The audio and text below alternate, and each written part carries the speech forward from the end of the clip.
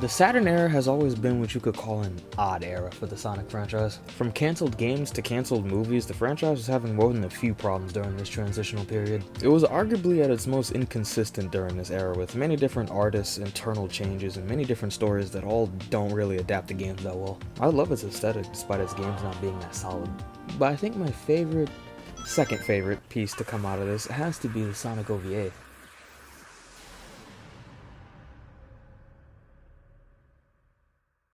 Released in 1996 for Japan and 1999 for the rest, it's one of the oddest entries into this franchise purely because of how many liberties it takes. But it can also have some of the most accurate depictions for the era when it comes to certain aspects, such as the designs. The art direction for this movie is possibly its best aspect. Not just the characters, but the environments and objects also look really good. It's got the feeling most stuff from this era has, and it's kinda hard to describe.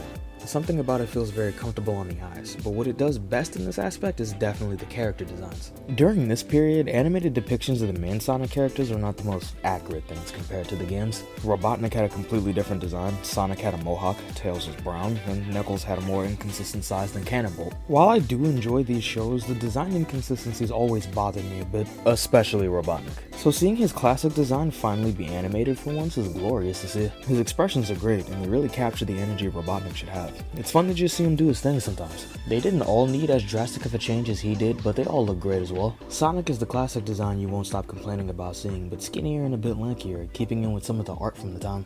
I always kinda like this design choice. Something about the long legs with the classic look just kinda works for me. Tails is basically perfect. He's precious, and the only thing I change about him is whoever voiced him in the dub. No hard feelings, but Chucky Finster with a stuffy nose isn't exactly something I like to hear screaming this much. Knuckles' voice is also kinda odd for him. You'd expect his voice to be a bit deeper and heavier since he's the strong one, but he sounds like this. Yeah, that's one more job I won't get paid for, but I've known you for a while, so I'll just put it on your tab, and you can pay me back later on. The design itself is great though, and the little hat they gave him is something I honestly wish they'd bring back more often. Kinda weird that he can just kinda fly though. That's actually one of the many oddities this movie has. Many of the elements have been changed slightly or pulled straight out of their ass, and they can vary in their strangeness. The plot is lightly based around Sonic CD, but it has a lot of changes. Robotnik is making his own Hyper Metal Sonic and needs essential lifeform data from the rodent himself. He then crafts an entirely different robot and pretends it went rogue by also convincing the president and his daughter in order to lure Sonic into his crib where he can capture what he needs. The president and his daughter being two original characters added to the OVA.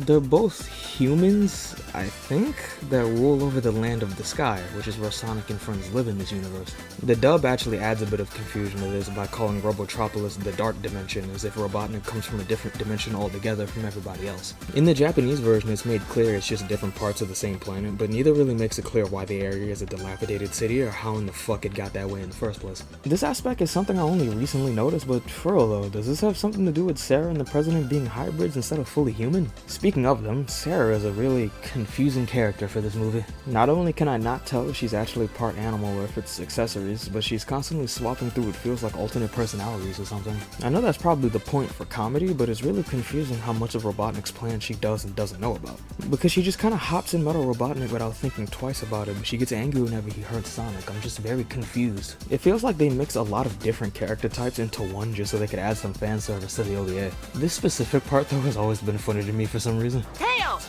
Get off! I'm so sorry. I never thought you'd stoop that low. There are a lot more odd deviations in here, but they're not made equal. Even though its lore is really confusing, this movie has a lot of highlights for me.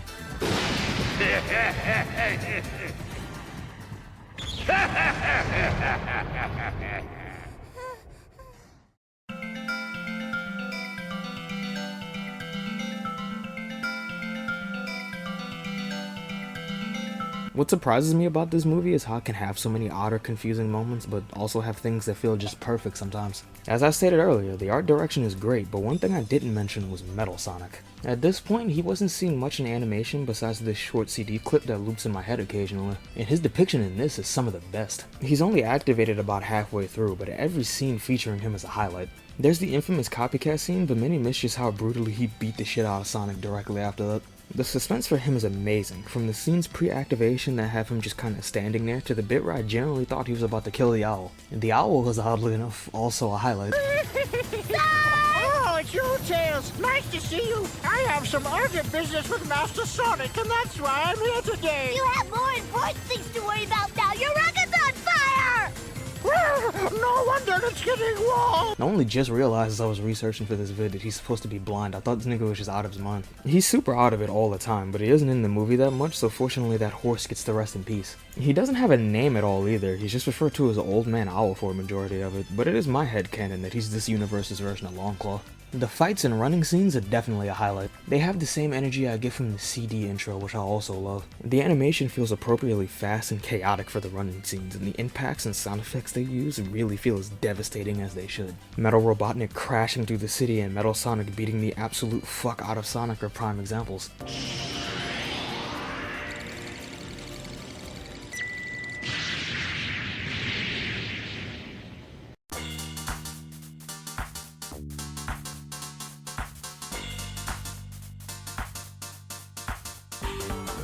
There are a lot of interesting parts about this thing that mostly stems from the film's lack of explanation. It's clear they've built their own variation of the lore here, but it feels like they wrote it as if we were already aware of it and doesn't explain much. And any other material we have is very light on information about the world. The dub fucking up some of the translations definitely contributes to the confusion it can cause. But for some reason I still fuck with this heavy.